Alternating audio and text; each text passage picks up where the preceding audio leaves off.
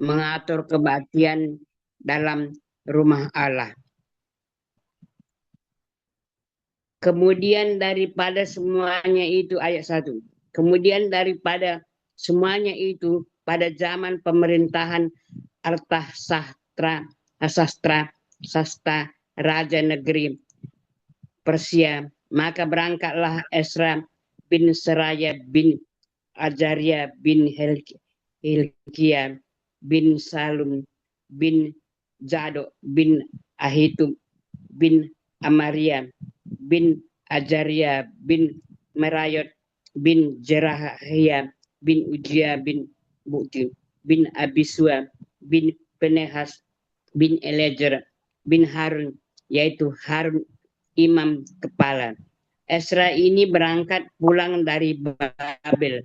Ia adalah seorang ahli kitab kitab mahir dalam Taurat Musa yang diberikan Tuhan Allah Israel.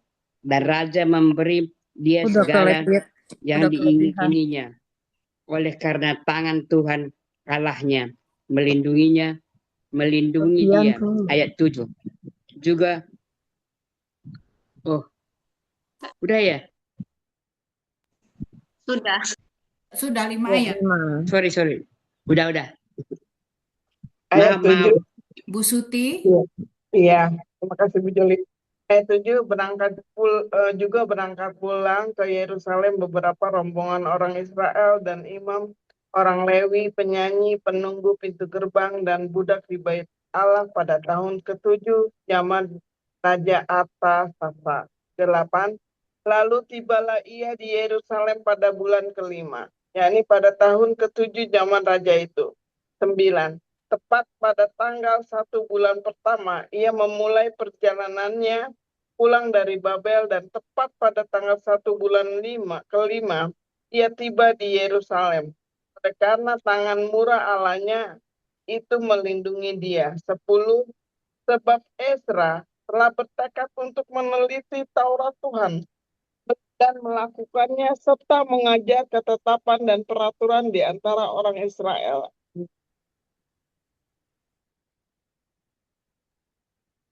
Bu Julia. Esra 7 ayat 11. Inilah salinan surat yang diberikan Raja Artasasta kepada Ezra, imam dan ahli Alkitab itu, yang ahli dalam perkataan segala perintah dan ketetapan Tuhan bagi orang Israel. Ayat 12. Artasasta, raja segala raja, kepada Ezra, imam dan ahli Taurat Allah semesta langit dan selanjutnya maka sekarang. Olehku telah dikeluarkan perintah bahwa setiap orang di dalam kerajaanku yang termasuk orang Israel awam, atau para imamnya, atau orang-orang Lewi, dan yang rela pergi ke Yerusalem, boleh turut pergi dengan engkau. Oleh karena engkau disuruh raja, serta ke-7 orang penasihatnya untuk mengadakan penyelidikan mengenai Yehuda dan Yerusalem dengan berpedoman pada hukum Allahmu yang menjadi peganganmu. Ayat 15. Dan untuk membawa perak dan emas yang diberikan raja serta para penasihatnya sebagai persembahan sukarela kepada Allah Israel yang tempat kediamannya di Yerusalem. Amin. Ibu Filani ikut baca. Ayat 16.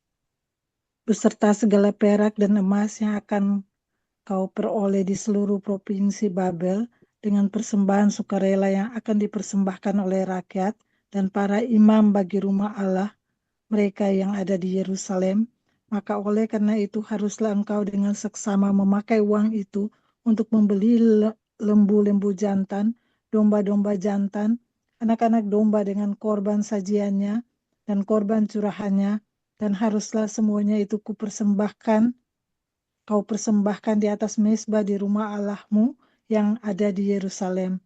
Tetapi apa yang dianggap baik olehmu dan oleh saudara-saudaramu untuk diperbuat dengan perak dan emas selebihnya, boleh kamu perbuat sesuai dengan kehendak Allahmu.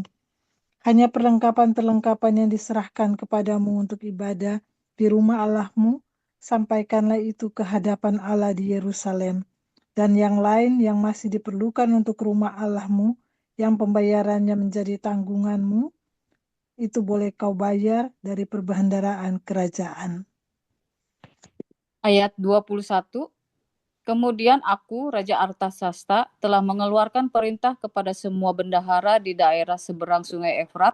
Begini, segala yang diminta daripadamu oleh Imam Ezra, ahli Taurat Allah semesta langit, haruslah dilaksanakan dengan seksama. 22. Dengan memakai perak sampai jumlah 100 talenta gandum, sampai jumlah 100 kor anggur, sampai jumlah 100 bat minyak, sampai jumlah 100 bat, dan garam tidak terbatas. 23. Segala sesuatu yang berdasarkan perintah Allah semesta langit harus dilaksanakan dengan tekun untuk keperluan rumah Allah semesta langit, supaya jangan pemerintahan raja serta anak-anaknya kena murka. 24. Lagi pula kami beritahukan kepadamu bahwa tidaklah sah bila para imam, orang Lewi, penyanyi, penunggu pintu gerbang, budak di bait Allah, dan para hamba rumah Allah dikenakan pajak upeti atau bea. 25. Maka engkau, hai Ezra, angkatlah pemimpin-pemimpin dan hakim-hakim sesuai dengan hikmat Allahmu yang menjadi peganganmu, supaya mereka menghakimi seluruh rakyat yang diam di daerah seberang sungai Efrat, yakni semua orang yang mengetahui hukum Allahmu, dan orang-orang belum mengetahuinya haruslah kau ajar. Amin. 26. Setiap orang yang tidak melakukan hukum Allahmu dan hukum raja harus dihukum dengan seksama, baik dengan hukuman mati maupun dengan pembuangan, dengan hukuman denda atau hukuman penjara. 27. Terpujilah Tuhan, Allah nenek moyang kita, yang dengan demikian menggerakkan hati raja, sehingga ia menyemarakkan rumah Tuhan yang ada di Yerusalem. Persiapan perjalanan. 28. Dan membuat aku disenangi oleh raja dan penasihat-penasihatnya serta segala pembesar raja yang berkuasa. Maka aku menguatkan hatiku karena tangan Tuhan Allahku melindungi aku, dan aku menghimpun dari antara orang Israel beberapa pemimpin untuk berangkat pulang bersama-sama aku. Amin. Ya, silakan Bu Marina, Esra 8. Esra 8 ayat 1. Inilah kepala-kepala kaum keluarga dan silsilah orang-orang yang berangkat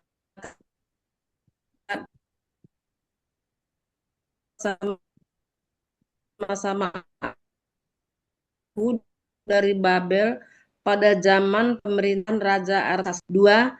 Dari Has, Gersom, dari Daniel, dari Bani Hatus bin Sekanya, dari Zakaria, dan dia 150 orang laki-laki tercatat dalam silsilah. 4. Dari Banai bin sama laki. 5. Bani Jatu Sek bin Yahajir dan bersatu orang. Amin. Bu Kristina ayat 6 sampai 10. Bu Kristina Tala, ikut baca atau lewat dulu? Ya, 6 sampai 10. Baca. Sebentar. Dan dari Bani Edin, Ebed bin Jonathan, dan bersama-sama dia 50 orang laki-laki. Dari Bani Ilam, Yesaya dan Arya, dan bersama-sama dia 70 orang laki-laki. 8. Dan dari Bani Sedafar, Jebaja bin Mikael, dan bersama-sama dia 80 orang laki-laki. 9. Dan dari Bani Yoab, Obaja bin Jabel, dan bersama-sama dia 218 orang laki-laki. 10. Dan dari Bani Salomit, bin Yosifat dan bersama-sama dia 160 orang laki-laki. Ayat 11.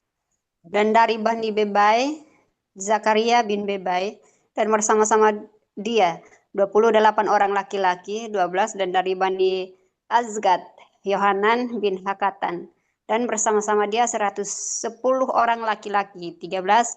Dan dari Bani Adonikam yang datang kemudian, dan inilah nama mereka, Elifelet, Yehiel, dan Semaya, dan bersama-sama mereka 60 orang laki-laki, 14. Dan dari Bani Bikwai, Utai, dan Zebuat, dan bersama-sama dia 70 orang laki-laki, 15. Aku menghimpun mereka dekat sungai yang mengalir ke Hawa, dan di sana kami berkemah 3 hari lamanya. Ketika kuselidiki mereka, ternyata ada orang-orang Israel awam dan imam-imam, tetapi tidak kudapati di antara mereka orang-orang dari Bani Lewi. Amin. Ayat 11. Sebab itu aku mengirim Eliezer, Ariel, Semaya, Elnatan, Yarib, Natan, Zakaria, Mesulam, yakni kepala-kepala kaum keluarga, dan Yoyarib dan Elnatan, yakni pengajar-pengajar. 17. Dengan suatu pesan untuk Ido, kepala setempat di Kasifia. Aku menaruh perkataan-perkataan ke dalam mulut mereka untuk dikatakan kepada Ido dan saudara-saudaranya, para budak di bait Allah di Kasifia itu, supaya mereka mendatangkan kepada kami orang-orang yang harus menyelenggarakan kebaktian di rumah Allah kami. 18. Kemudian karena tangan murah Allah kami itu melindungi kami, didatangkanlah oleh mereka kepada kami orang-orang yang berakal budi dari Bani Mahli bin Lewi bin Israel, yakni Serebia dengan anak-anak dan saudara-saudaranya 18 orang. 19. Dan Hasabia beserta Yesaya dari Bani Merari dan saudara-saudaranya dan anak-anak mereka 20 orang. 20. Dan dari para budak di bait Allah yang diberikan Daud dan para pembesar untuk membantu pekerjaan orang-orang Lewi, 220 orang yang masing-masing ditunjuk dengan disebut namanya. Amin. Bu Leni ikut baca? Ya. Iya, 21 Bu. sampai 25, ya. 21 sampai 25. Kemudian di sana, di tepi sungai Ahawa itu, aku memaklumkan puasa supaya kami merendahkan diri di hadapan Allah kami dan memohon kepadanya jalan yang aman bagi kami, bagi anak-anak kami, dan segala harta benda kami. 22. Karena aku malu meminta tentara dan orang-orang berkuda kepada raja untuk mengawal kami terhadap musuh di jalan. Sebab kami telah berkata kepada raja, demikian. Tangan Allah kami melindungi semua orang yang mencari dia demi keselamatan mereka. Tetapi kuasa murkanya menimpa semua orang yang meninggalkan dia. 23. Jadi berpuasalah kami dan memohonkan hal itu kepada Allah, dan Allah mengabulkan permohonan kami. 24. Lalu aku memilih 12 orang pemuka imam, yakni Serebia dan Hasapia, dan bersama-sama mereka 10 orang dari antara saudara-saudara mereka. 25. Aku menimbang bagi mereka perak, emas, dan perlengkapan-perlengkapan, yakni persembahan-persembahan khusus bagi rumah Allah kami yang dikhususkan oleh raja, serta penasehat-penasehatnya dan pembesar-pembesarnya dan semua orang Israel yang ada di sana. Amin. Ayat 26, pula aku menimbang untuk menyerahkan ke tangan mereka perak 650 talenta, perlengkapan perak seharga 100 talenta, emas 100 talenta. Ayat 27, 20 piala emas seharga 1000 dirham, dan 2 buah perlengkapan daripada tembaga murni yang mengkilat dan indah seperti emas. Dan aku berkata kepada mereka, kamu kudus bagi Tuhan, dan perlengkapan-perlengkapan ini pun kudus. Dan perak dan emas ini adalah persembahan sukarela kepada Tuhan Elohim nenek moyangmu. Ayat 29, rawatlah dan jagalah itu sampai kami dapat menimbangnya di depan para pemuka imam serta orang-orang Lewi dan para pemimpin kaum keluarga orang Israel di Yerusalem di dalam bilik-bilik rumah Tuhan. ayat 30. Lalu para imam dan orang-orang Lewi menerima perak dan emas dan perlengkapan-perlengkapan yang telah ditimbang itu untuk dibawa ke Yerusalem, ke rumah Elohim kami. Amin. Bu Gabriel ikut baca Iya, 31 Bunda. sampai 36 ya. Iya, Bunda.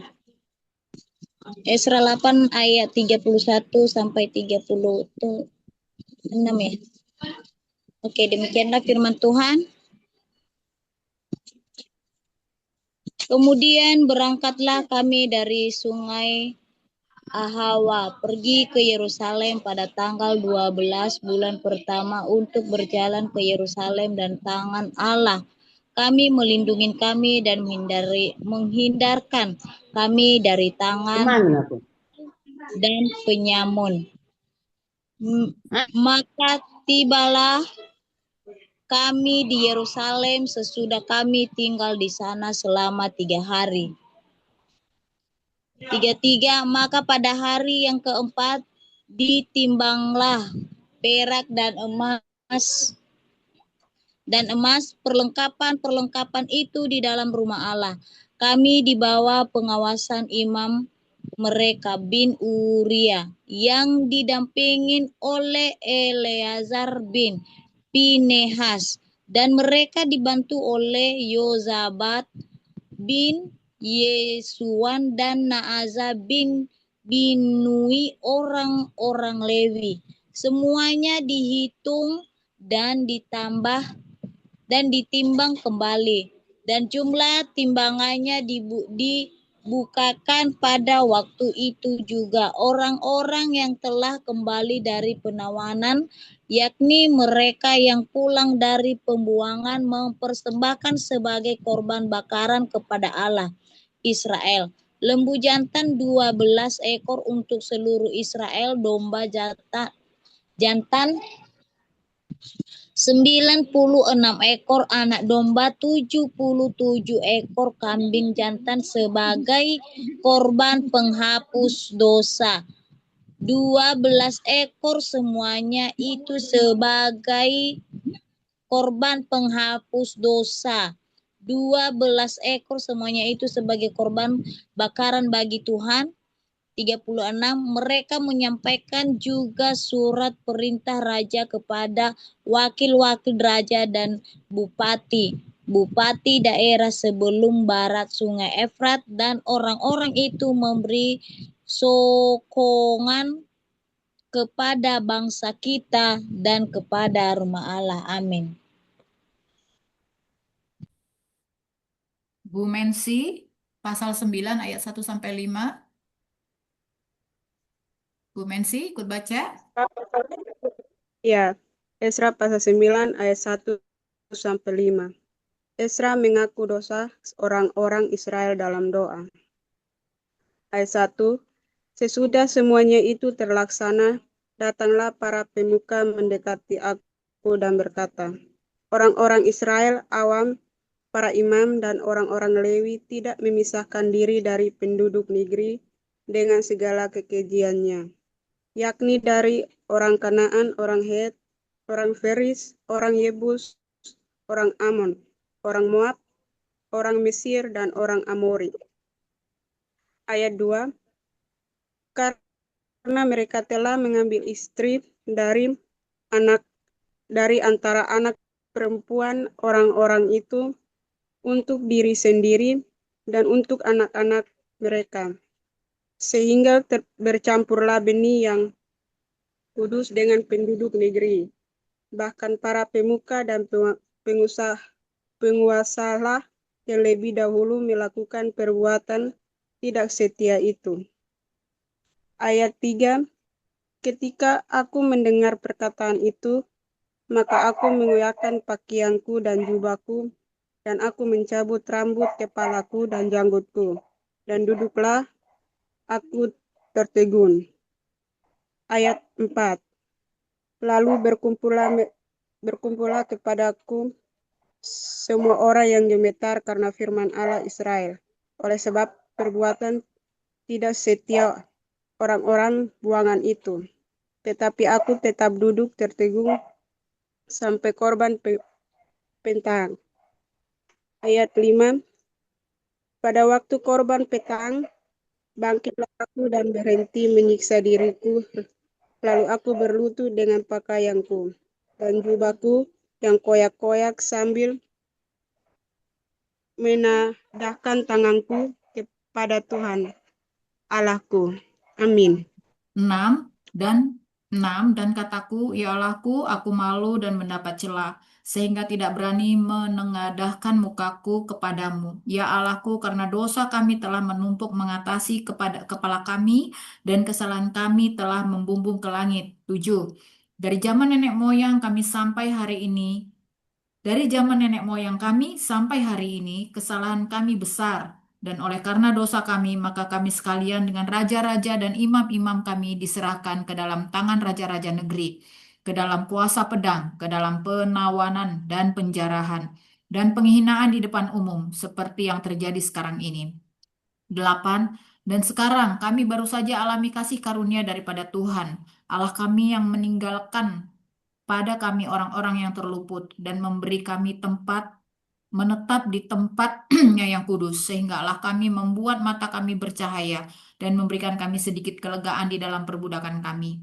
9. Karena sungguh pun kami menjadi budak, tetapi di dalam perbudakan itu kami tidak ditinggalkan Allah kami, yang membuat kami disayangi oleh raja-raja negeri Persia, sehingga kami mendapat kelegaan untuk membangun rumah Allah kami dan menegakkan kembali reruntuhannya, dan diberi tembok perlindungan di Yehuda dan di Yerusalem. 10. Tetapi sekarang, ya Allah kami, apa yang akan kami katakan sesudah semuanya itu? Karena kami telah meninggalkan perintah-Mu. Amin. Lanjut Ibu Saryana, di unmute Ibu. Dibuka mic-nya ayat 11 sampai 15. Mic-nya ini ditutup. Nah, kamu buka dulu mic-nya Ibu Saryana. Dibuka mic-nya biar bisa baca. Nah, mic-nya dibuka itu masih merah. Nah, ya, 11 sampai 15. Oleh karena kecemaran penduduk negeri, yakni oleh karena kekejian yang mereka lakukan dengan segala 11 Ibu. kejisan Bu. mereka di Bu Saryana, Esra 9. Ya. Esra 9 ayat 11. Iya, Esra 9. Ayat 11. Ya. Yang Ayat kau 11. perintahkan Esra ya. 9 ayat 11. Yang kau perintahkan dengan perantaraan hamba-hambamu, para nabi itu, dengan berfirman, negeri yang kamu masuki untuk diduduki adalah negeri yang cemar oleh karena kecemaran penduduk negeri, yakni oleh karena kekejian yang mereka lakukan dengan segala kenajisan mereka di segenap negeri itu dari ujung ke ujung. Ayat 12. Jadi sekarang janganlah kamu memberikan anak-anak perempuan kepada anak laki-laki mereka, ataupun mengambil anak-anak perempuan mereka untuk anak-anak lelakimu. Janganlah kamu menghitiarkan kesejahteraan dan kebahagiaan mereka untuk selama-lamanya, supaya kamu menjadi kuat mengecap hasil tanah yang baik, tanah itu kepada anak-anakmu untuk selama-lamanya. Ayat 13. Sesudah semua yang kami alami oleh sebab perbuatan kami yang jahat dan oleh sebab kesalahan kami yang besar, sedangkan Engkau, ya Allah kami, tidak menghukum setimpal dengan dosa kami dan masih mengaruniakan kepada kami orang-orang yang terluput sebanyak ini. Ayat 14. Masakan kami kembali melanggar perintah-Mu dan mengawin dengan bangsa-bangsa yang keji ini? Tidakkah Engkau akan murka kepada kami sampai kami habis binasa, sehingga tidak ada yang tinggal hidup atau terluput? Ayat 15. Ya Tuhan, Allah Israel, Engkau maha benar, sebab kami masih dibiarkan tinggal sebagai orang-orang yang terluput seperti yang terjadi sekarang ini. Lihatlah kami menghadap hadirat-Mu dengan kesalahan kami, bahwasanya dalam keadaan demikian tidak mungkin orang tahan berdiri di hadapan-Mu. Amin. Amin. Kita lanjut ke 1 Petrus 3 dan 4. Silakan Bu Sukti ya. Ya, terima kasih Bu Joli. 1 Petrus 3 ayat 1 sampai 5. Hidup bersama suami istri. Ayat 1. Demikian juga kamu, hai istri-istri, tunduklah kepada suamimu, supaya jika ada di antara mereka yang tidak taat kepada firman, mereka juga tanpa perkataan dimenangkan oleh kelakuan istrinya. 2. Jika mereka melihat bagaimana murni dan salehnya hidup istri mereka itu. 3. Perhiasanmu janganlah secara lahiriah, yaitu dengan mengepang-ngepang rambut, memakai perhiasan emas, atau dengan mengenakan pakaian yang indah-indah. Tetapi perhiasanmu ialah manusia batinia yang tersembunyi dengan perhiasan yang tidak binasa, yang berasal dari roh, yang lemah, lembut, dan tentram, yang sangat berharga di mata Allah. 5. Sebab demikianlah caranya perempuan-perempuan kudus dahulu berdandan, yaitu perempuan-perempuan yang menaruh pengharapan kepada Allah. Mereka tunduk kepada suaminya. Amin. 1 Petrus 3 ayat 6. Sama seperti Sarah taat kepada Abraham dan menamai dia tuannya, dan kamu adalah anak-anaknya, jika kamu berbuat baik dan tidak takut akan ancaman. Ayat 7. Demikian juga kamu, hai suami-suami, hiduplah bijaksana dengan istrimu. Sebagai kaum yang lebih lemah, hormatilah mereka sebagai teman pewaris dari kasih karunia, yaitu kehidupan, supaya doamu jangan terhalang. Kasih dan damai. Ayat 8. Dan akhirnya hendaklah kamu semua seia sekata, seperasaan, mengasihi saudara-saudara, penyayang dan rendah hati. Dan janganlah membalas kejahatan dengan kejahatan, atau caci maki dengan caci maki. Tetapi sebaiknya hendaklah kamu memberkati, karena untuk itulah kamu dipanggil, yaitu untuk memperoleh berkat. Sebab siapa yang mau mencintai hidup dan mau melihat hari-hari baik, ia harus menjaga lidahnya terhadap yang jahat dan bibirnya terhadap ucapan-ucapan yang menipu. Amin. Ibu Vila. Ayat 11. Ia harus menjauhi yang jahat dan melakukan yang baik. Ia harus mencari perdamaian dan berusaha mendapatkannya. 12. Sebab mata Tuhan tertuju kepada orang-orang benar dan telinganya kepada permohonan mereka yang minta tolong. Tetapi wajah Tuhan menentang orang-orang yang berbuat jahat. Menderita dengan sabar. Ayat 13. Dan siapakah yang akan berbuat jahat terhadap kamu jika kamu rajin berbuat baik? 14. Tetapi sekalipun kamu harus menderita juga karena kebenaran, kamu akan berbahagia. Sebab itu janganlah kamu takut apa yang mereka takuti, dan janganlah gentar. Ayat 15. Tetapi kuduskanlah Kristus di dalam hatimu sebagai Tuhan, dan siap sedialah pada segala waktu untuk memberi pertanggungjawaban kepada tiap-tiap orang yang meminta pertanggungjawaban dari kamu tentang pengharapan yang ada padamu, tapi haruslah dengan lemah lembut dan hormat.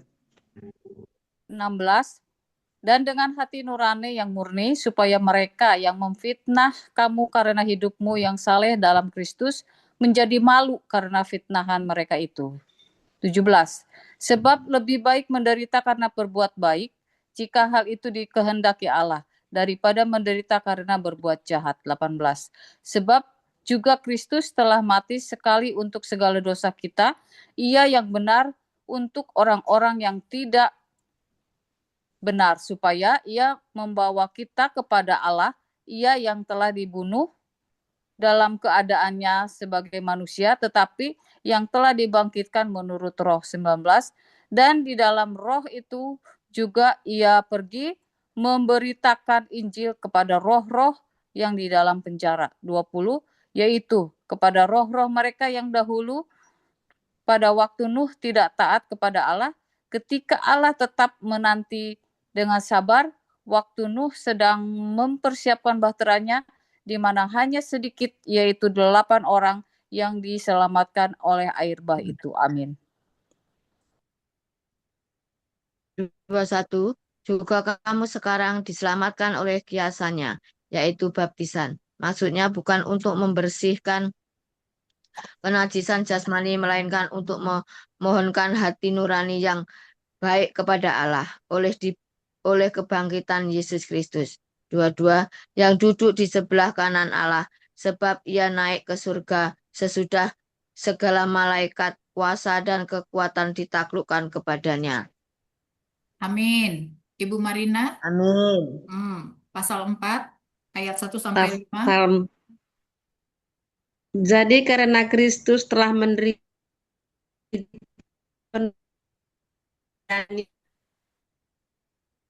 mempersirimu dengan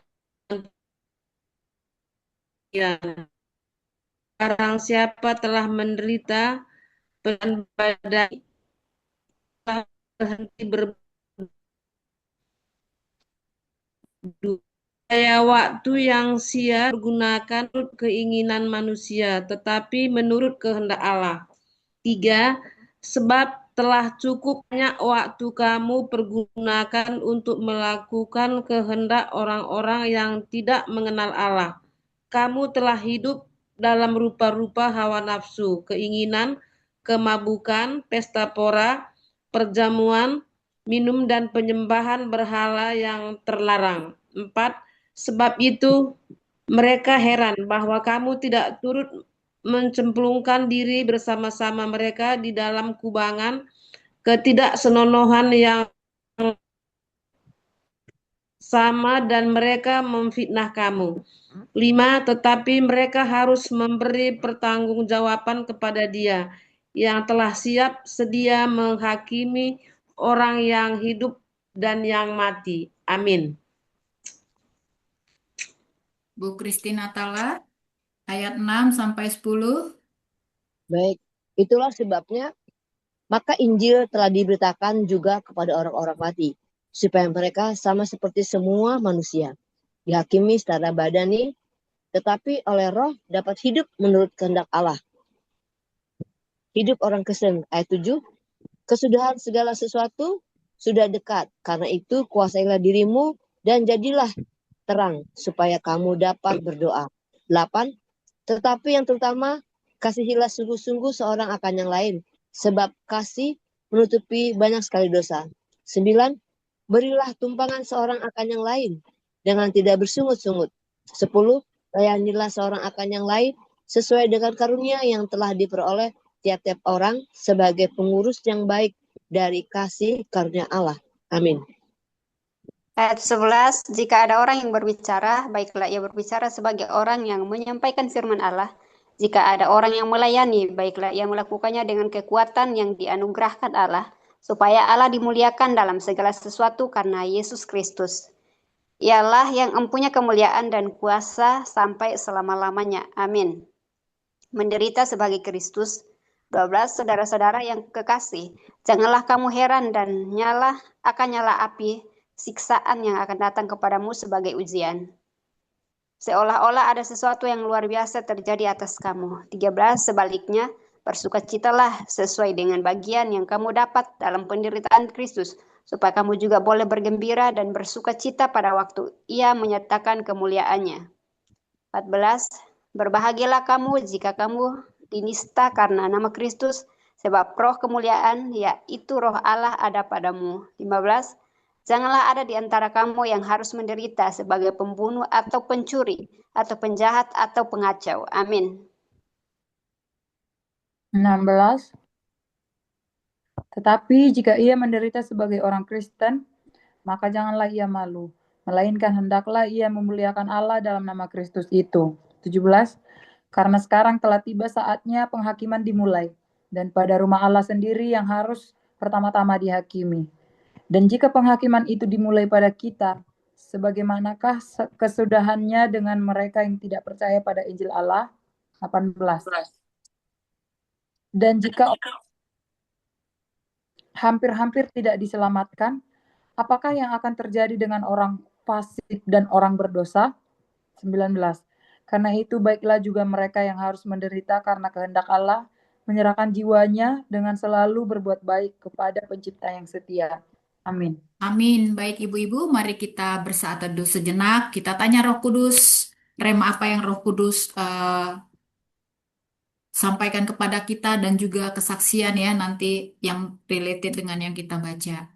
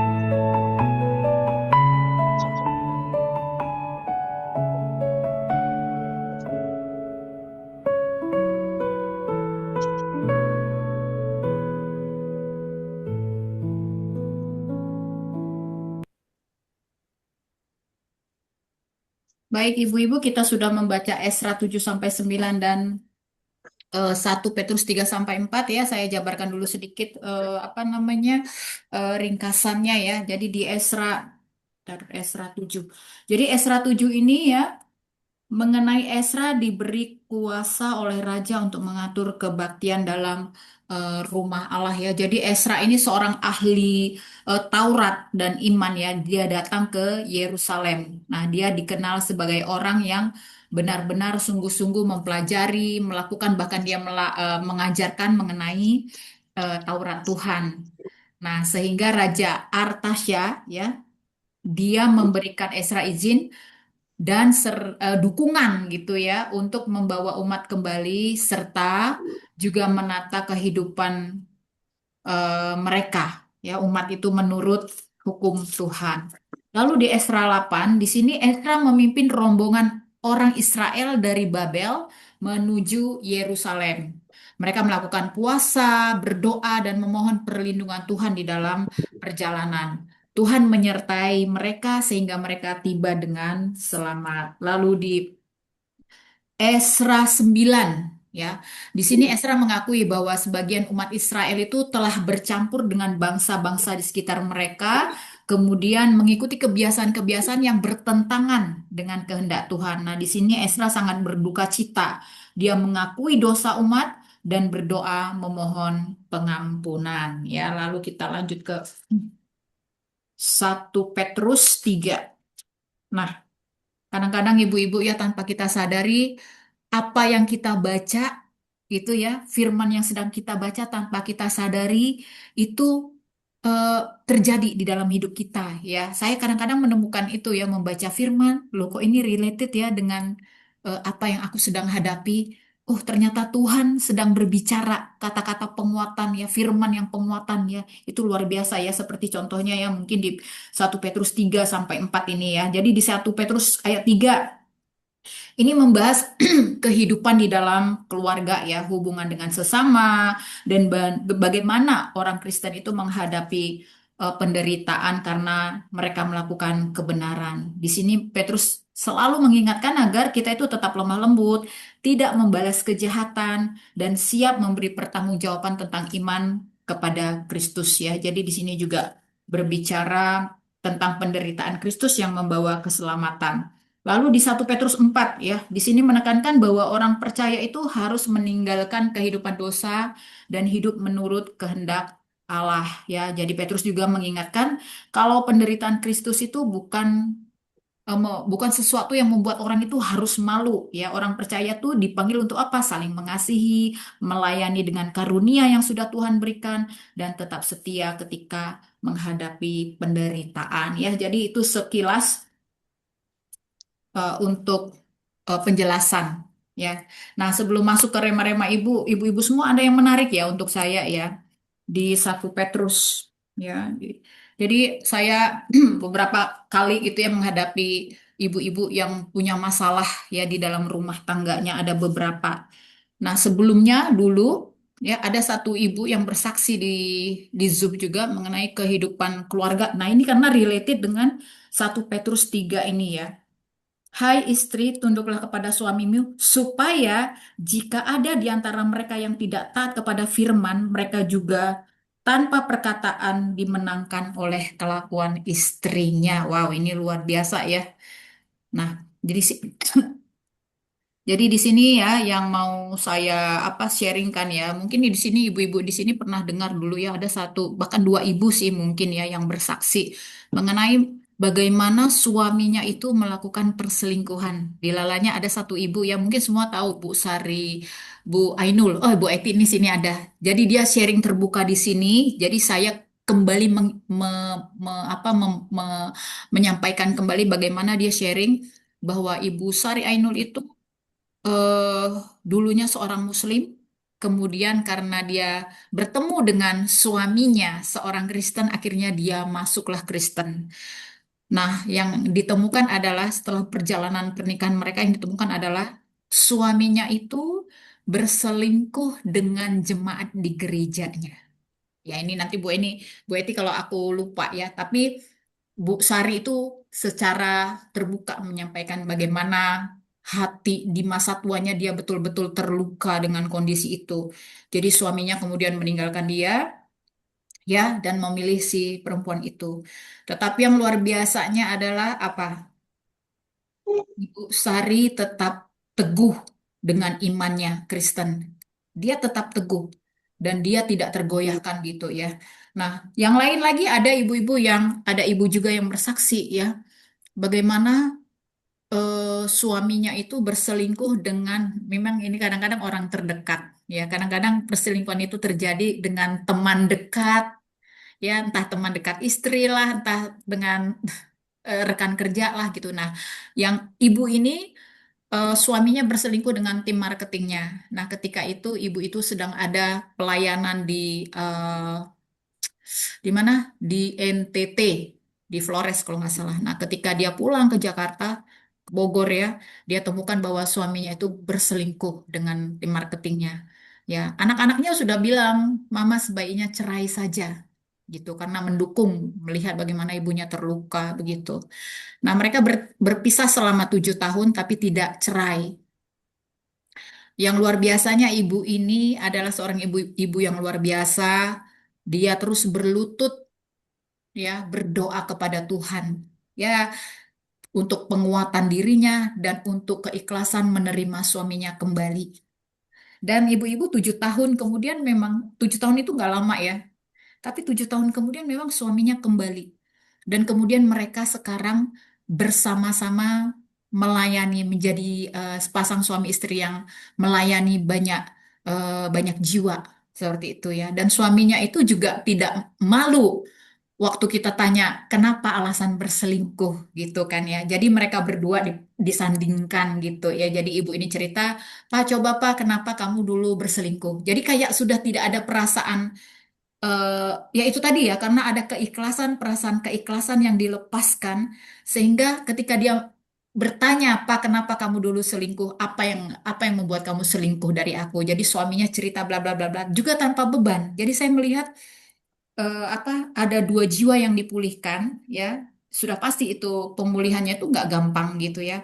Tapi kemudian mereka bisa menjadi satu dan kemudian mereka menjadi pelayan Tuhan gitu ya. Nah, saya melihat di sini memang kadang-kadang kita pikir, wah, ternyata kalau kita punya suami tidak taat kepada firman, tetapi mereka dimenangkan oleh kelakuan istrinya, gitu ya.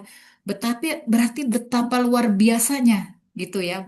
Dan betapa harus kuatnya. Kalau saya lihat di mana menderita dengan sabar, ya, pasal 3 dan di pasal 4 menderita sebagai Kristen. Gitu yang saya baca lagi, wow, luar biasa ya. Penderitaan sebagai Kristen, terus ternyata kita sebagai seorang istri, kita bisa memenangkan gitu ya, bahwa suami yang mungkin kita punya pasangan yang Kristen ya, mungkin dia aktif di pelayanan mana-mana, tapi bukan berarti aktif pelayanan di mana-mana dia sudah mengalami Tuhan di dalam hidupnya gitu ya.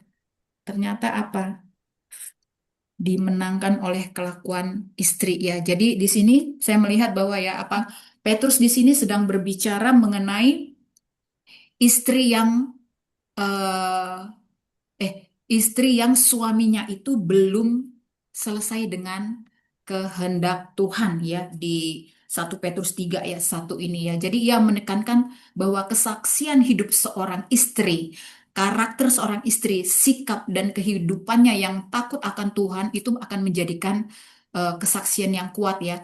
Nah, tunduk di sini bukan berarti ketika suami berbuat dosa kita membenarkan dosa itu, tidak.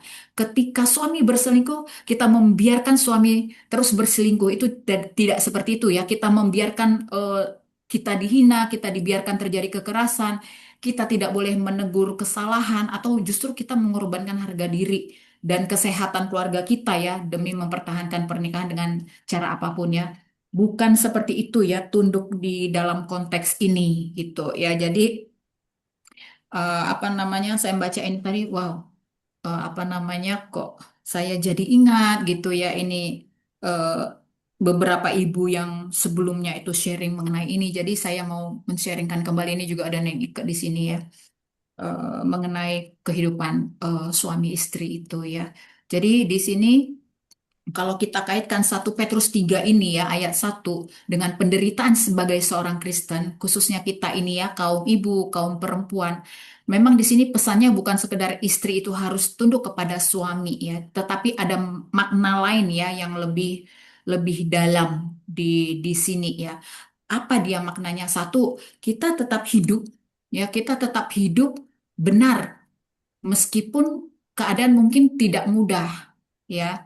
Jadi kita ini perempuan memang luar biasa banget perempuan ini kalau saya baca-baca ya ampun Tuhan ternyata pesanmu ini benar juga luar biasa ya kalau ada suami yang tidak taat pada firman mereka juga tanpa perkataan dimenangkan oleh kelakuan istrinya gitu. Jadi kita sebagai seorang perempuan Kristen sebagai ibu Kristen kita itu tidak selalu dapat mengubah keadaan atau bahkan mungkin mengubah orang lain termasuk pasangan hidup kita gitu ya. Tetapi kita dapat memilih bagaimana kita harus merespon situasi ya. Jadi penderitaan itu tidak harus membuat kita meninggalkan iman. Kadang-kadang kita itu protes sama Tuhan kan. Tetapi ingat penderitaan itu tidak membuat kita jangan sampai karena situasi kemudian membuat kita harus maksud saya mengorbankan iman kita gitu ya. Nah, lalu yang berikutnya apa? Menderita karena melakukan yang benar bukan berarti Tuhan kemudian meninggalkan kita gitu ya. Jadi ini memang tema yang sesuai dengan pasal 3 ini. Di sini Petrus berkata bahwa lebih baik menderita karena kita berbuat baik jika itu memang kehendak Allah daripada kita menderita karena kita berbuat jahat ya. Nah, perlu juga kita ketahui bahwa Tuhan itu juga melihat kesetiaan kita, kesetiaan seorang istri, kesetiaan seorang ibu, kesetiaan seorang perempuan gitu ya. Kadang memang perjuangan kita ini perempuan itu tidak dilihat atau dihargai manusia ya. Tetapi ingat bahwa Tuhan itu melihat hati ya yang tetap setia kepadanya di tengah-tengah kesulitan ya. Nah, yang paling penting juga di sini dikatakan di satu mana tadi 3 ayat 1 ini bahwa suami yang belum taat kepada firman itu saya tegaskan lagi ya, suami yang belum taat kepada firman dapat dimenangkan melalui perilaku istrinya. Artinya apa? Kehidupan yang mencerminkan Kristus itu dapat menjadi kesaksian yang kuat. Ya, nah untuk kita semua ibu-ibu ya, mungkin kita punya pasangan yang membuka celah gitu ya, dan membiarkan ada mungkin hal-hal yang tidak benar terjadi ya, tetapi ingat ya, keluarga kita itu bisa dimenangkan melalui perilaku kita, istrinya gitu ya. Jadi kita harus tetap tegar, kita tetap kuat walau apapun yang terjadi di dalam kehidupan kita ya. Di sini kita bisa lihat bahwa di dalam penderitaan dan keadaan yang tidak mudah ya, tetaplah kita harus menjadi perempuan yang hidup di dalam Kristus. Kita jangan membalas kejahatan dengan kejahatan ya. Jadi kita buat sikap kita, perkataan kita, kehidupan kita ini menjadi kesaksian tentang Kristus ya. Kita tetap lembut. Nah, tetap lembut bukan berarti kita membenarkan dosa. Ya, kita tetap lembut, kita tetap setia. Karena apa? Karena Tuhanlah yang melihat dan menyertai kita. Ingat, jangan lihat manusia, tetapi kita lihat Tuhan ya. Nah, ini pesan untuk kita semua ibu-ibu yang ada di sini. Kita harus pasrah ya. Jadi ayat ini tidak mengajarkan maksudnya ya. Jadi ayat ini tidak mengajarkan ini ya, terutama nih 1 Petrus 3 ini, ayat ini tidak mengajarkan kita untuk pasrah terhadap perselingkuhan, untuk tidak pasrah terhadap kekerasan, untuk tidak pasrah terhadap perlakuan yang membahayakan ya. Jadi hidup dalam ketaatan kepada Kristus berarti menghargai martabat dan keselamatan yang Tuhan berikan. Itu ya ibu-ibu ya. Jadi saya teringat di 1 Petrus 3 ini ayat 1 ya. Ini pesan untuk kita semua. Mungkin saya nggak tahu ya, kita di sini pasti ada mengalami masalah di dalam rumah tangga. Kemudian saya teringat untuk eh, kembali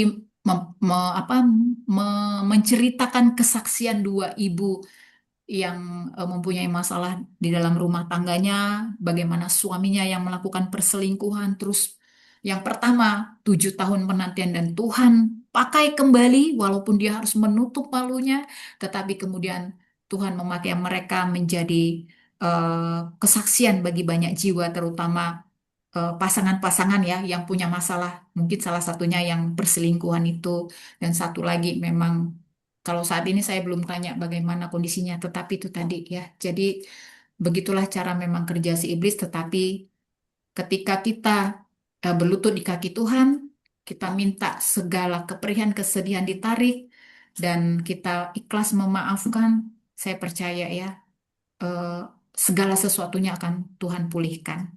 Ya, itu aja dari saya. Silakan ibu-ibu, apakah ada yang sharing rema terkait apa yang kita baca, kesaksian, apa saja silakan. Siapa mau mulai duluan boleh. Saya lanjut, Bu. Ya, Bu Kesaksian Eti, Ibu tadi. silakan. Kita layak bersyukur kepada Tuhan Yesus Kristus ya, yang sudah memberi kita waktu dan kesempatan untuk bisa memiliki pasangan yang sedang dibentuk Tuhan ya. Seperti Ibu Sari, sampai saat ini, detik ini, dia tetap menantikan suaminya walaupun sudah menyakitinya bertahun-tahun lamanya. Sampai saat ini ketika kita tanya, gimana Bu, kalau Bapak mau kembali lagi? Oh, saya dengan tangan terbuka. Saya tetap menantikan dia dan saya akan menerima dia. Oh, luar biasa. Saya mendengarnya luar biasa. Dahsyat kan? Itu kan wanita pilihan Tuhan yang diberikan waktu dan kesempatan untuk menjadi berkat buat sesama wanita lagi ya. Khususnya ibu-ibu di Zoom ini, karena kita semua wanita ya. Kita tidak pernah terlepas dari berbagai macam tantangan hidup di rumah tangga. Jadi Tuhan pilih kita sedang dibentuk di tempat ini, di Zoom ini, untuk menjadi wanitanya Tuhan yang hebat, yang luar biasa, yang dipilih Tuhan untuk menjadi tiang doa, untuk menjadi berkat bagi banyak orang. Ya, jangan takut, pilih komunitas yang sehat, yang rohani, yang terus membawa kita kepada terang Tuhan. Jangan mencari komunitas yang salah. Ya, walaupun kita sedang ada di dalam badai, tinggal kita hardik, tenanglah. Itu yang Tuhan Yesus lakukan ketika badai datang. Murid-murid sudah berteriak, itu istilahnya kita ya yang sedang berteriak, Tuhan tolong, Tuhan tolong. Kapan badai ini berlalu? Tapi Tuhan berkata, dengan satu hardikan saja, badai itu tenang. Nah, kita harus bersembunyi di balik itu. Karena semuanya itu hanya Tuhan yang memberikan kita ketenangan. Kekuatan, pemulihan lagi di dalam rumah tangga kita. Jangan takut. Jangan takut dengan tantangan masalah ini. Hadapi aja. Tapi tetap bersembunyi di balik Kristus. Jangan kita keluar dari Kristus. Dan terus masuk di dalam komunitas yang sehat, yang akan menguatkan kita satu dengan yang lainnya.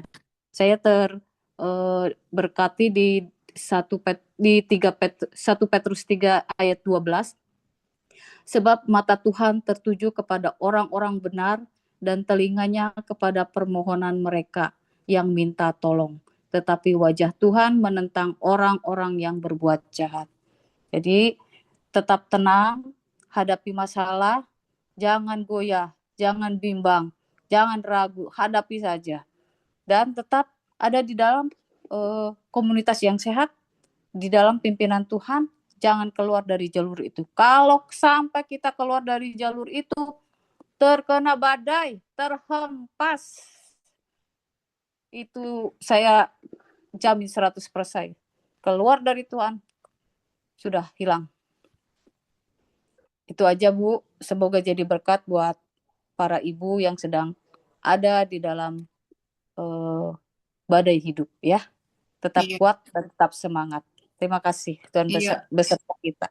Iya, terima kasih Bu Eti ya. 1 Petrus 3 ayat 12. Jadi memang sebab mata Tuhan tertuju kepada orang-orang yang benar dan telinganya kepada permohonan mereka yang minta tolong, tetapi wajah Tuhan menentang orang-orang yang berbuat jahat ya. Jadi memang di sini luar biasa ibu-ibu, bagaimana ayat ini memang seperti tadi katanya Bu Eti ya. Ayat ini memang memberikan penghiburan gitu ya, penghiburan dan kekuatan bagi kita, bagi orang-orang yang sedang menderita karena mereka memilih hidup benar. Karena apa? Ketika ada badai, kita bisa aja loh. Wah, gue tinggalin lu. Bisa aja kita milih begitu. Bisa. Tetapi apa? Tuhan memberi kekuatan bagi orang yang menderita karena memilih hidup benar. Kita memilih Tuhan, aku tetap diam di tempat. Berarti kan apa? Kita memilih untuk hidup benar ketika ada badai yang luar biasa, ketika kita menghadapi penderitaan. Kita tidak serong ke kiri. Nah, ini adalah ayat yang ditulis untuk memberikan penghiburan ya, penghiburan dan kekuatan bagi orang-orang yang mengalami penderitaan ketika memilih hidup dengan benar ya. Jadi jangan khawatir ibu-ibu bahwa Tuhan itu melihat penderitaan kita ya. Ketika orang lain mungkin kita menangis, ketika orang tidak melihat kita menangis ya, tidak melihat air mata kita, orang tidak melihat perjuangan kita, atau mungkin kita mengalami satu ketidakadilan atau kita mungkin ditindas. Orang lain tidak tahu itu, tetapi Tuhan melihat semuanya ya. Semangat untuk kita semua. Silakan yang lain.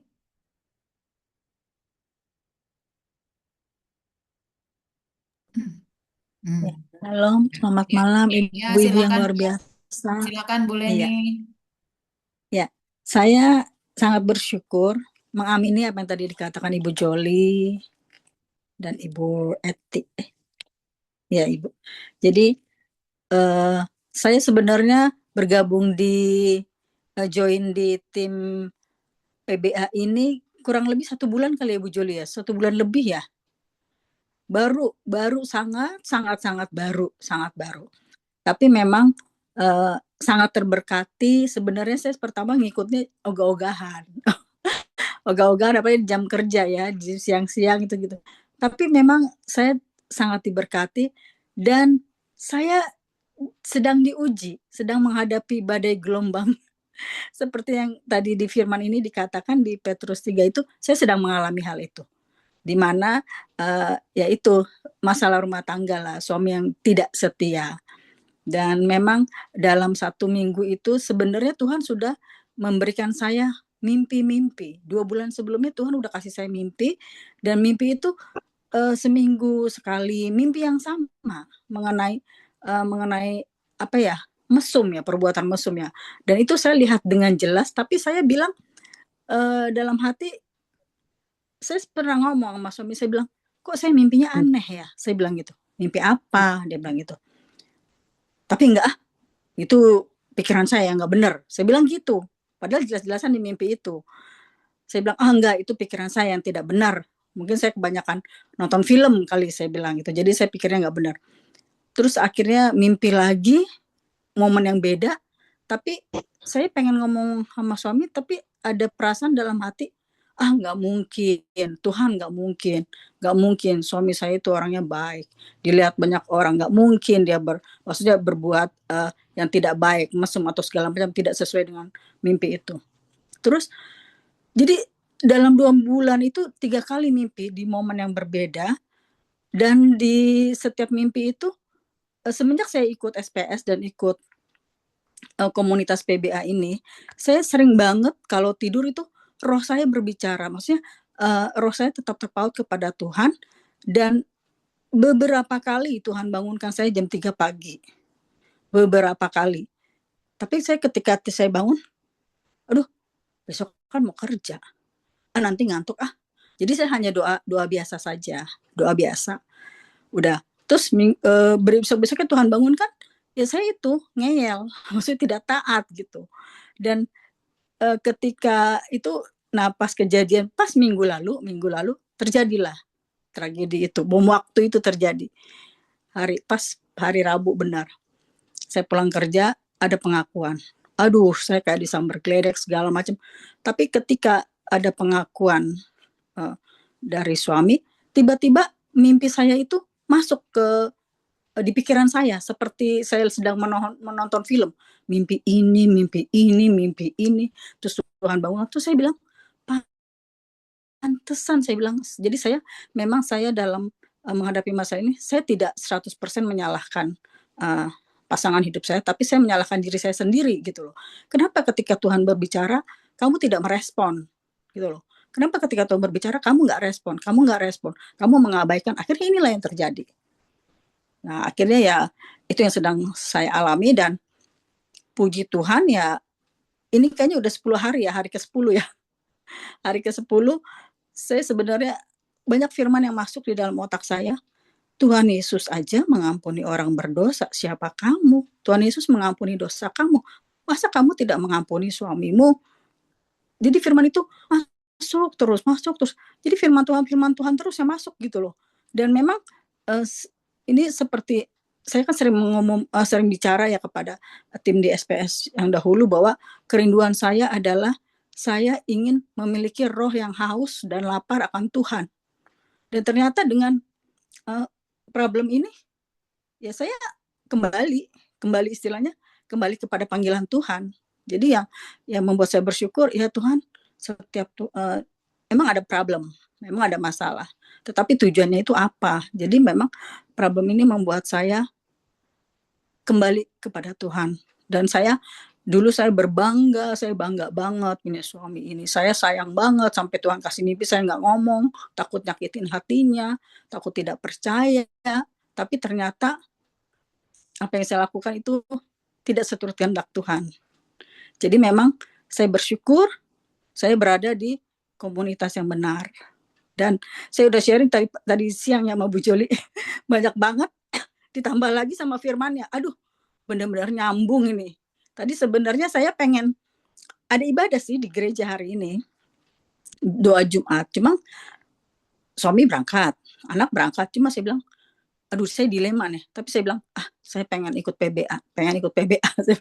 Ternyata memang Tuhan memberikan sesuatu yang baru dan memang itu meneguhkan iman saya untuk benar-benar Tuhanlah prioritas hidup saya. Bukan suami lagi prioritas hidup saya. Dulu suami prioritas hidup saya. Karena saya sangat berbangga dengan dia. Karena dia menjadi pujaan-pujaan hati banyak orang. Saya berbangga ternyata itulah Tuhan jealous. Dia bilang, kamu terlalu berbangga kepada suamimu sehingga kamu melupakan aku. Gitu. Makanya saya kembali kepada, saya mau memprioritaskan Tuhan nomor 1. Setelah itu keluarga. Dulu saya memang sedang berada keluar dari zona nyaman. Tuhan sudah mengingatkan saya di pertengahan bulan kemarin, kamu akan keluar dari zona nyaman. Memang saya sering mendengar, cuma itu saya orangnya nggak taat ya. Tapi dengan peristiwa ini saya kembali untuk taat mencari Tuhan dan mengutamakan Tuhan di atas segala-galanya. Amin. Terima kasih Tuhan memberkati. Terima kasih Bu Leni ya. Jadi kadang gitu ya, kita ditegur Tuhan dengan cara yang memang menyakitkan kita secara manusia, tetapi ternyata apa gitu ya. Bu Leni sadar ternyata aku bukan memprioritaskan Tuhan, aku memprioritaskan suamiku gitu ya. Ada pembelajaran yang Ibu Leni tangkap, tapi tadi kembali lagi ke 1 Petrus 3 ayat 12 ya, bahwa mata Tuhan tertuju kepada orang-orang benar dan telinganya kepada mereka kepada permohonan mereka ya. Kembali lagi ini penguatan dan penghiburan gitu ya ketika mengalami pergumulan seperti ini ya. Terima kasih Bu Leni, sharingnya itu sangat menguatkan gitu ya. Kembali lagi kita ingat bahwa mana tadi ya. Nih, jika ada di antara mereka yang tidak taat kepada firman, yaitu tadi suami mereka dimenangkan oleh kelakuan istrinya. Ya, saya percaya ya Bu Leni, kita bergabung di sini, kita ini punya banyak sekali masalah dan kita di sini paling hanya beberapa ya yang belum berumah tangga gitu ya, tetapi kita ini memang punya pergumulan sendiri dengan pasangan hidup. Nah, tetapi inilah kita di sini memang dilihat seperti apa sih kita mampu menjalankan firman Tuhan gitu ya, dan puji syukur bahwa akhirnya Bu Leni juga sudah mendapat pesan khusus dari Tuhan ya, bahwa memang memprioritaskan Tuhan dan memang kita juga ibu-ibu, Tuhan itu kasih kita kepekaan sebenarnya. Tuhan itu kasih peringatan melalui mimpi-mimpi. Kalau mimpi itu memang dia mimpi yang sama walaupun di tempat yang berbeda, tetapi itu pesannya sama, bilanglah kita melihat sesuatu yang agak kayak tadi ya mesum gitu ya.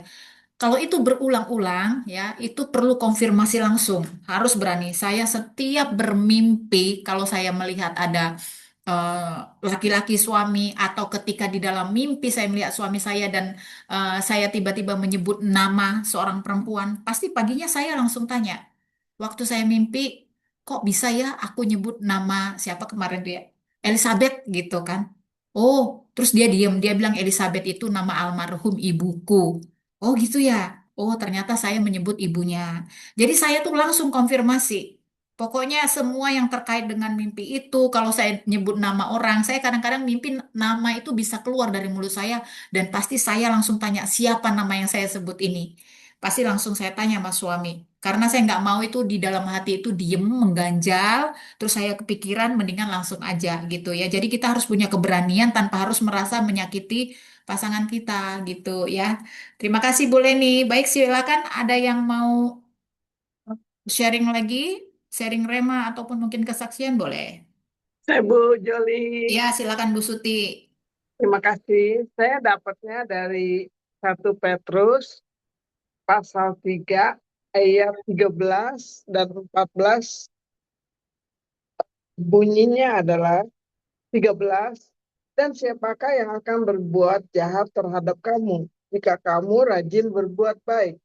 Tetapi sekalipun kamu harus menderita juga karena kebenaran, kamu akan berbahagia. Sebab itu, janganlah kamu takuti apa yang mereka takuti dan janganlah gentar. Dan lagi ayat 21, juga kamu sekarang diselamatkan oleh kiasannya, yaitu baptisan. Maksudnya bukan untuk membersihkan kenajisan jasmani, melainkan untuk memohonkan hati nurani yang baik kepada Allah.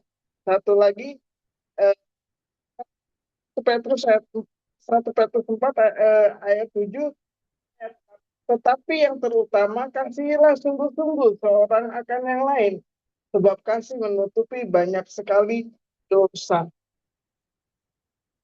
Saat saya tadi mendengar ibu-ibu membacakan yang ayat 13 dan 14, Tuhan bilang, ceritakan tentang suamimu dan keluarga dari mama tirinya yang kecelakaan yang dalam tanda kutip, matinya tuh dalam tanda kutip yang aneh-aneh. Saya akan ceritakan. Jadi dari mama mertua suami saya ini, mama mertuanya juga tidak suka dengan suami saya karena turunan asli yang langsung dari papa mertua saya itu cuman suami saya. Istilahnya kalau saya sekarang berpikirnya yang paling berkenan di hadapan Tuhan, yang sesuai dengan perintahnya Tuhan. Itu yang saya tahu. Terus begitu tadi Tuhan bilang ceritakan semua tentang keluarga mereka yang matinya dalam tanda kutip. Jadi waktu itu suami saya kan, saya bisa tahu karena dia cerita ternyata semua saudara mama tirinya itu benci sama suami saya karena anak yang benar-benar asli turunan dari papa mertua saya gitu. Benihnya itu benih dari papa mertua karena dia ada ngangkat anak tapi bukan asli dari papa mertua saya. Terus begitu tadi Tuhan bilang katakan yang tentang saudaranya itu. Saya mau ceritakan bahwa saya nggak tahu apa yang mereka rencanakan buat suami saya, apa yang mereka punya, apa pokoknya saya nggak tahu deh ke suami saya. Isi hati mereka buat suami saya nggak tahu. Tapi suami saya ada cerita saudaranya itu banyak yang meninggal tidak wajar. Ada yang sedang betulin lampu, jatuh kepalanya pecah. Ada yang suami istri 4 pasang pergi makan-makan. Suami saya bilang, kayaknya mereka tuh pada saat nenek saya meninggal, mereka merayakannya loh. Kok bisa? Saya bilang gitu. Ya karena selama saya punya mama tiri itu, siapa yang sayang sama saya? Nggak ada. Karena mama udah nggak tahu, udah pisah sama papa. Jadi saya bilang, ya jadi yang menjadi pembela saya di rumah itu nenek saya. Dia yang selalu pasang badan buat saya karena saya kan seperti disingkirkan. Karena ada istri baru, ada anak angkat baru, walaupun bukan dari papa saya, dia bilang gitu. Terus apalagi? Ya, ini yang pergi makan-makan setelah nenek saya meninggal. Saya melihatnya mereka merayakannya ya, seneng gitu, nggak ada yang belain saya lagi, dia bilang gitu. Kemudian pulang, saya dapat berita dari mereka, suami istri itu pulang dengan kondisi 2 duda, 2 janda. Karena duanya itu meninggal di tengah jalan, di jalan tol. Tapi karena orang Chinese ya, kan punya pengertian bahwa karena mereka bonnya angkanya 444, itu 4 artinya mati, si gitu. Kata saya kan, saya nggak percaya angka itu loh. Mati-mati itu sih saya nggak percaya. Walaupun saya orang Chinese, saya bilang sama suami saya, itu udah kehendak Tuhan juga kita nggak tahu. Terus begitu ada hal-hal lain yang matinya itu tidak wajar. Dan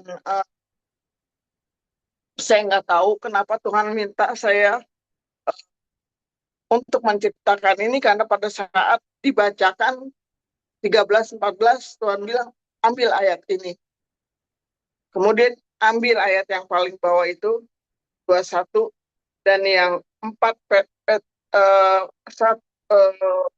Petrus 4 ayat yang 8. Tetapi di sini katakan, kasihilah sungguh-sungguh seorang yang akan main, sebab kasih mengampuni banyak dosa sekali. Tadi Tuhan bilang, katakan, kamu lihat gak?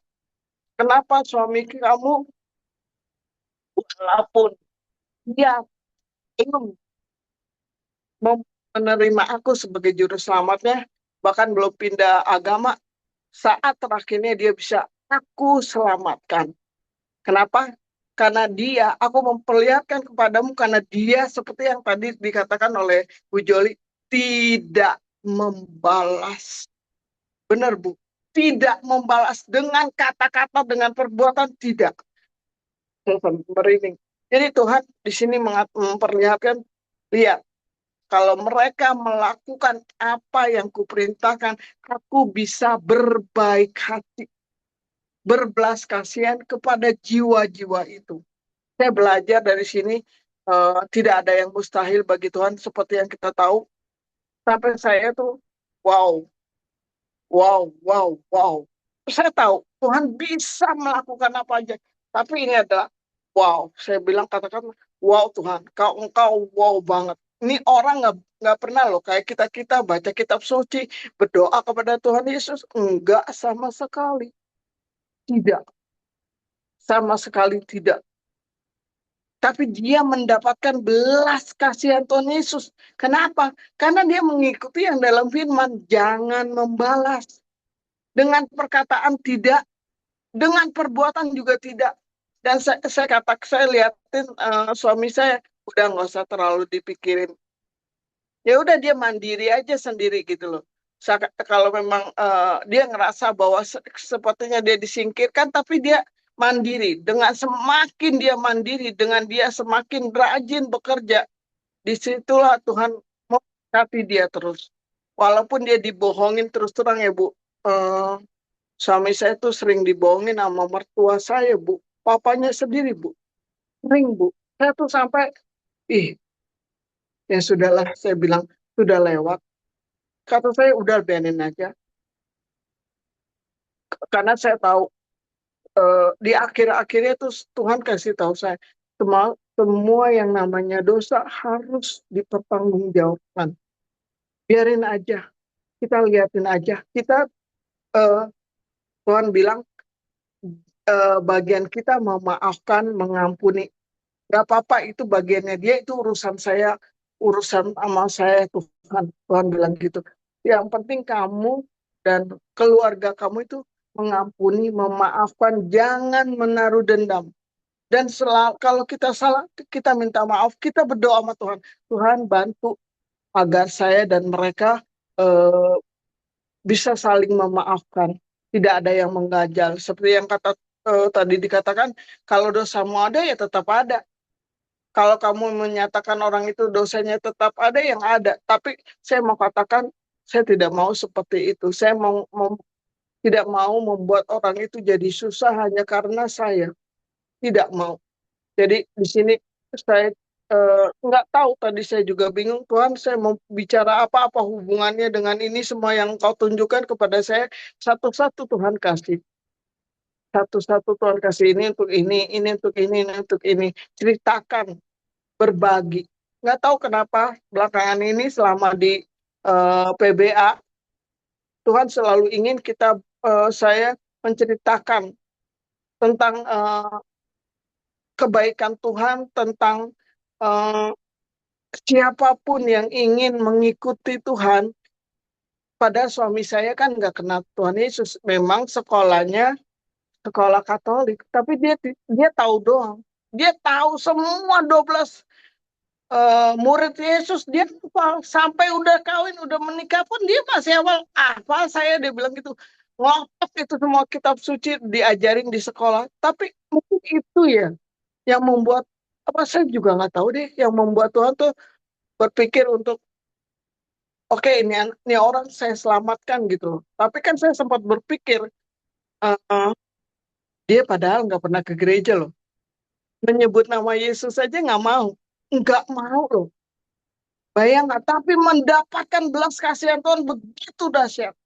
Kemenangan atas jiwanya, itulah saya bilang harta boleh hilang, Bu. Tapi jiwa yang diselamatkan sangat berharga. Dan saya sangat berterima kasih kepada Tuhan. Terima kasih Tuhan Yesus. Terima kasih. Terima kasih Bu Joli. Terima kasih luar biasa Ibu ya. Harta boleh hilang, ingat tuh Ibu-ibu, harta boleh hilang ya. Tapi satu jiwa diselamatkan. Baik, terima kasih. Lanjut ke Neng siapa tadi yang mau sharing? Neng Ika, silakan.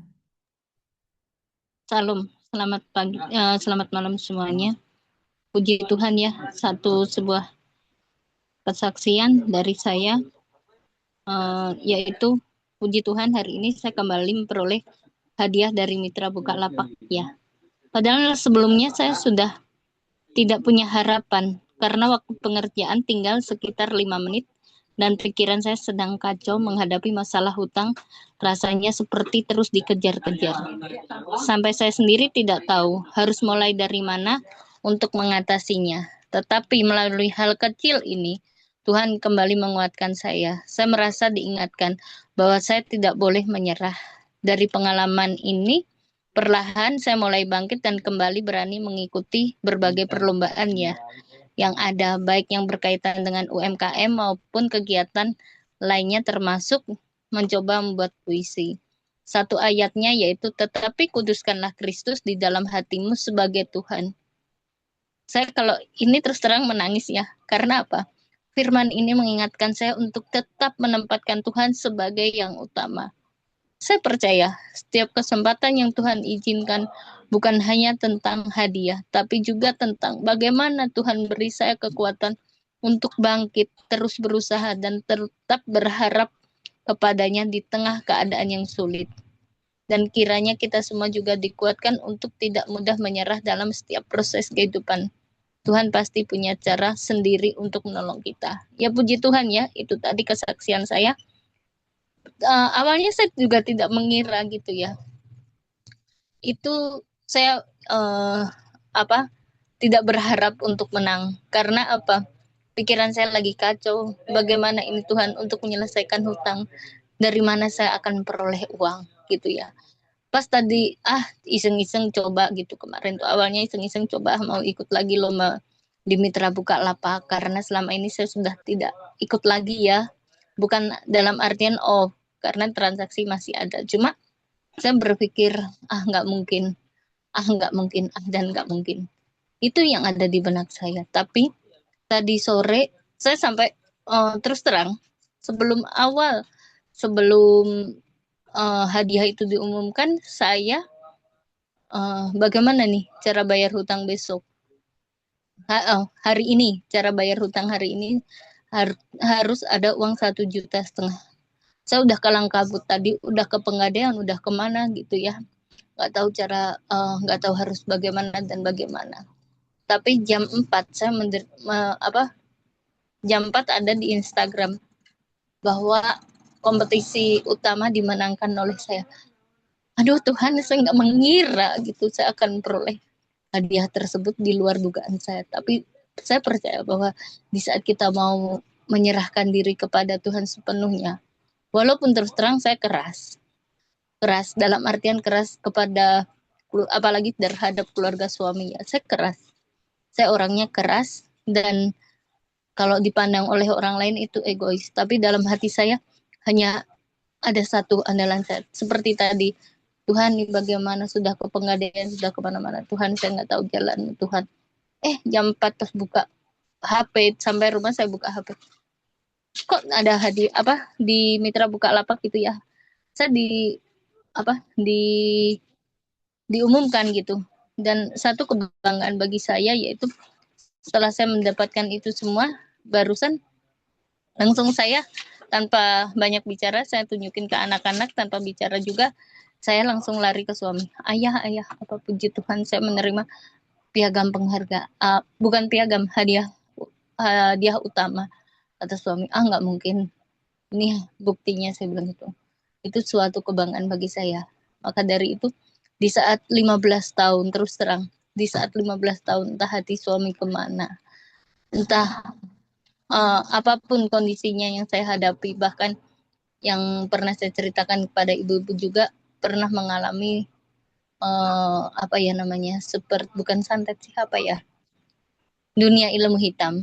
Itu saya alami semua dan puji Tuhan setelah saya kembali dan menyerahkan segala sesuatunya, walaupun prosesnya tidak mudah. Saya prosesnya itu Oktober saya terima. Oktober kemarin saya terima, kemungkinan hampir 1 tahun ya. Karena bulan Agustus sekarang baru terima lagi.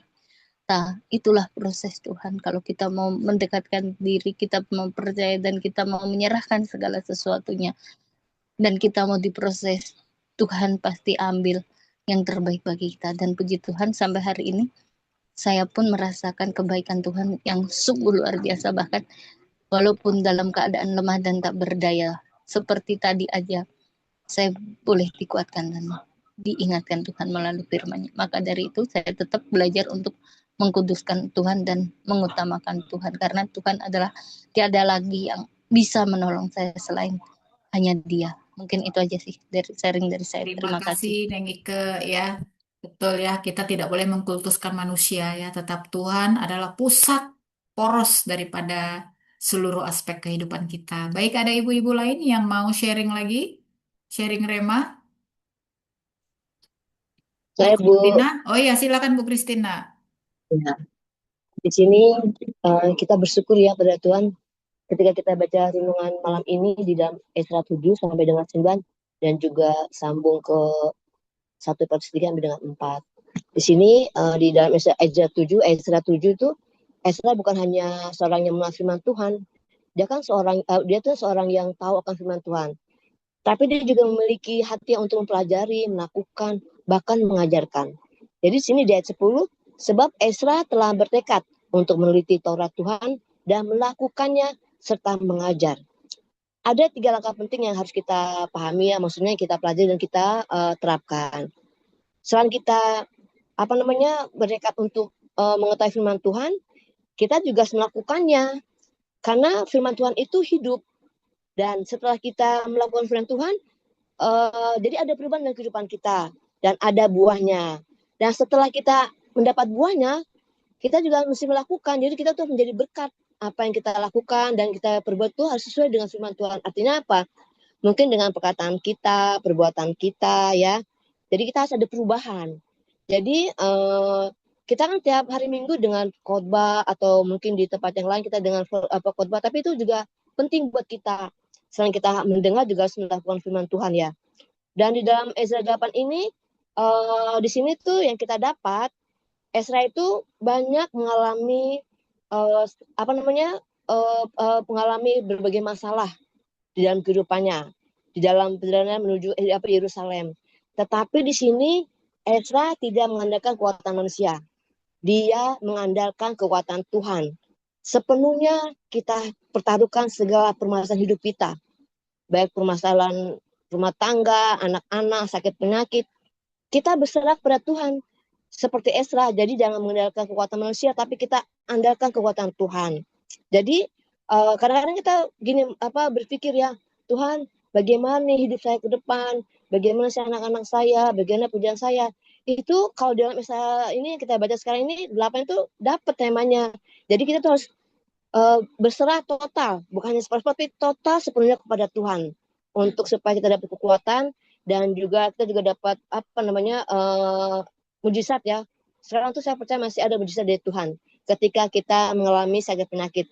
Jadi di sini Esra sungguh-sungguh menyerahkan perjalanan hidupnya kepada Tuhan. Dan kita juga malam ini boleh belajar dari Esra ya, di ayat yang di pasal yang 8. Dan di pasal 9 ini di sini dikatakan juga jangan berdamai dengan dosa. Jadi Esra itu mendapat berita bahwa bangsa Israel kembali melakukan dosa dan hidup bercampur dengan bangsa yang tidak hidup menurut kehendak Tuhan.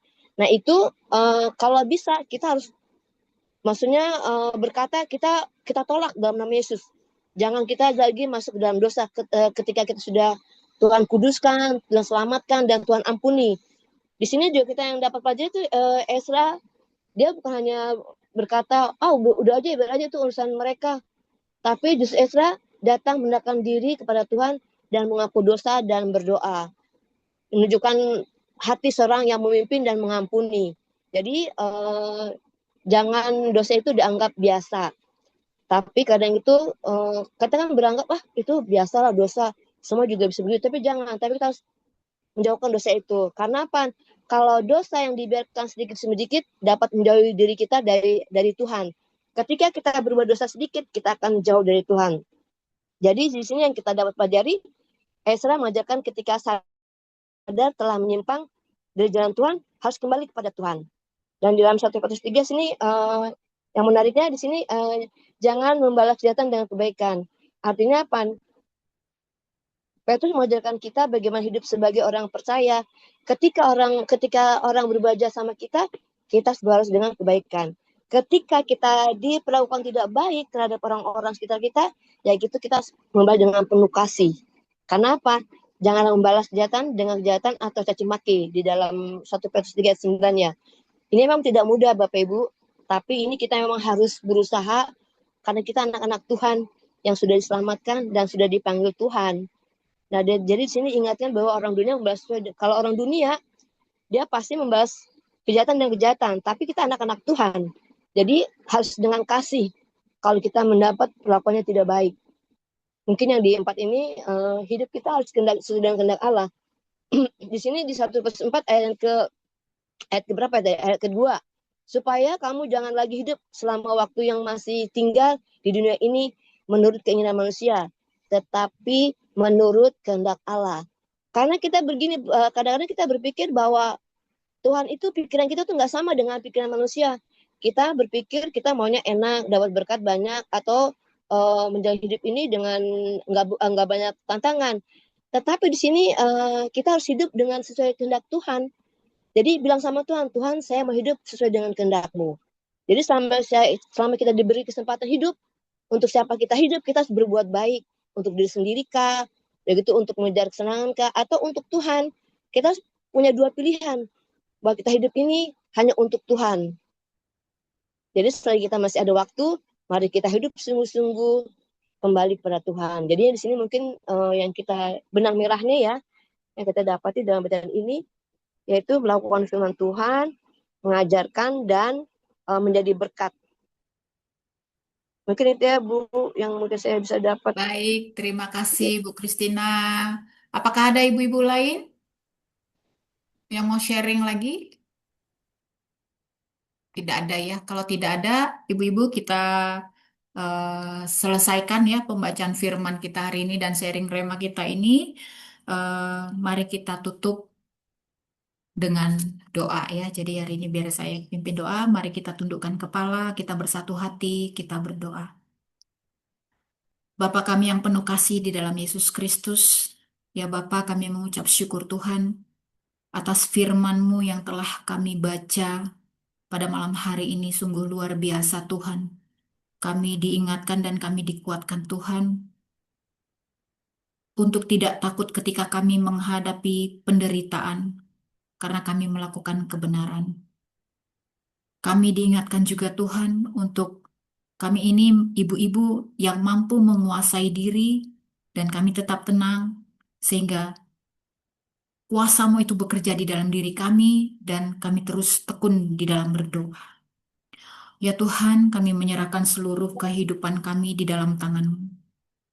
Kami tahu Tuhan bahwa ketika kami menghadapi masalah yang berat di dalam kehidupan kami, Engkaulah yang mengajarkan kami Tuhan, agar hidup kami ini tidak dikuasai oleh ketakutan.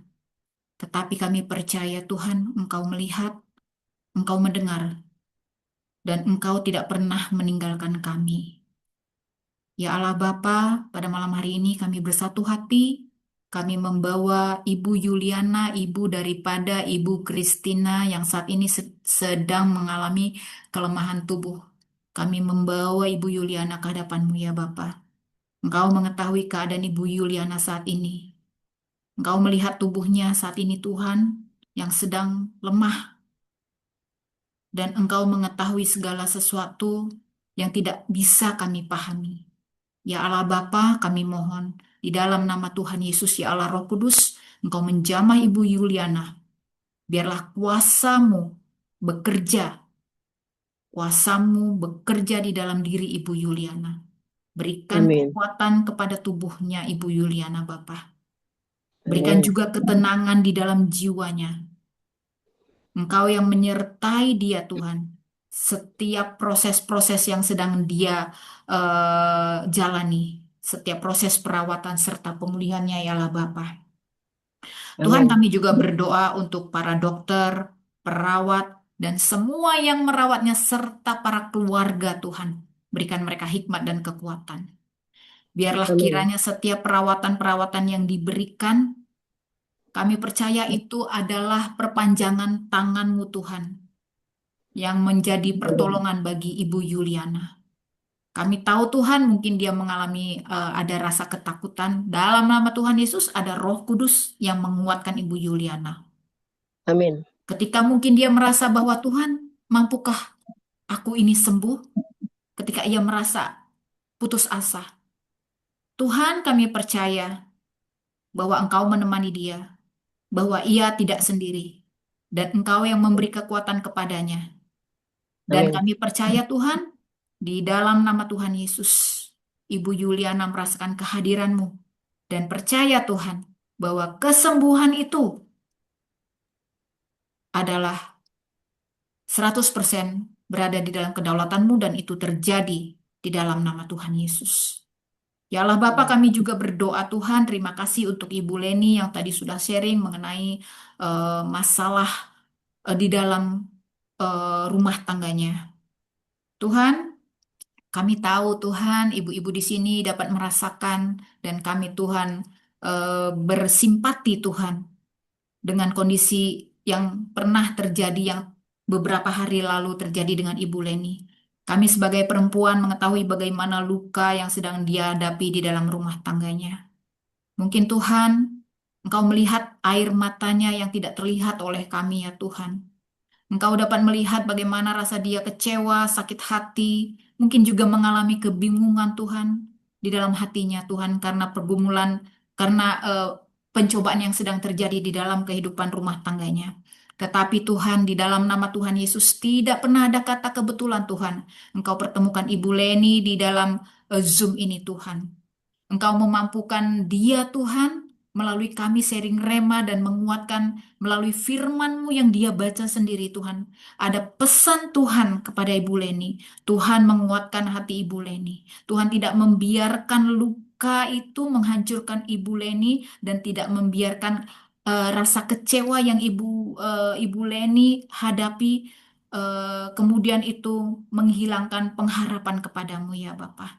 Terima kasih Tuhan bahwa Ibu Leni ini Tuhan berharga di mata-Mu Tuhan. Terima kasih Tuhan. Terima kasih Tuhan karena Engkau memberikan hati yang kuat untuk Ibu Leni. Engkau sudah memberikan dia yang pikiran yang tenang di dalam nama Tuhan Yesus. Dan terima kasih Tuhan untuk hikmat yang Kau berikan kepada Ibu Leni untuk mengambil setiap langkah yang akan dia lakukan ke depan Tuhan. Dan kami percaya langkah yang dia lakukan itu adalah langkah yang benar yang sesuai dengan arahan Kristus Yesus. Kami percaya Tuhan tidak ada kejahatan dibalas dengan kejahatan. Kami percaya Tuhan bahwa Ibu Leni itu hidup tetap di dalam kebenaran. Dia menjaga hatinya di dalam Kristus Yesus. Terima kasih Tuhan untuk sharing ini Tuhan. Kami semua dikuatkan Tuhan. Kami juga percaya bahwa Tuhan sudah menyediakan cara untuk pemulihan rumah tangga Ibu Leni. Kami percaya Tuhan Engkau membuka jalan dan Engkau menjamah kedua hati pasangan ini. Maksud saya adalah menjamah hati suami dan juga menjamah hati Ibu Leni Tuhan. Bahwa mereka sungguh-sungguh Tuhan mempunyai kesalahan satu sama lain. Bertobat dan percaya Tuhan. Mereka mengambil tanggung jawab. Terima kasih Allah Bapa. Untuk Ibu Leni ya Tuhan. Terima kasih Tuhan. Engkau terus memberikan kesabaran kepadanya, kekuatan, pengharapan, dan hati yang tenang. Ya Bapa, kami menyerahkan semua, hamba menyerahkan semua ibu-ibu yang ada di dalam Zoom ini. Ibu Julia, Ibu Suti, Ibu Dewi, Ibu Marina, Ibu Har, Ibu Eti, Ibu Filani, Ibu Ida dan adikku Dorea, Ibu Sister Lina, Ibu Leni, Ibu Mensi, Ibu Gabriel, Ibu Saryana, Ibu Kristina Tala, Neng Ike, serta Ibu Suryana. Tuhan, kami menyerahkan mereka semua, keluarga kami, anak-anak kami, pekerjaan kami, aset-aset kami, dan semua Tuhan, seluruh kehidupan kami, termasuk juga gunung pergumulan yang sedang kami hadapi Tuhan, ke dalam tangan-Mu. Biarlah damai sejarah Kristus itu memenuhi hati kami Tuhan. Berikan kekuatan untuk kami Tuhan, hari ini, malam ini, besok, dan seterusnya Tuhan. Kami punya pengharapan yang luar biasa untuk hari esok, dan iman kami Tuhan terus kuat, semakin naik Tuhan, untuk terus melangkah bersama-Mu. Terima kasih Allah Roh Kudus, di dalam nama Tuhan Yesus kami berdoa dan mengucap syukur. Haleluya. Amin. Amin. Amin ibu-ibu, tetap semangat ya untuk kita semua. Semangat